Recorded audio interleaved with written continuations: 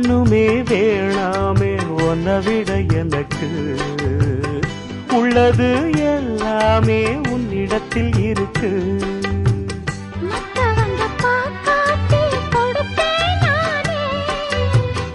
இப்ப இங்க ஆடேது ரகசியம்தானே. காத்திருக்கேன் கதவை திறந்து உள்ளுக்கு வாடி.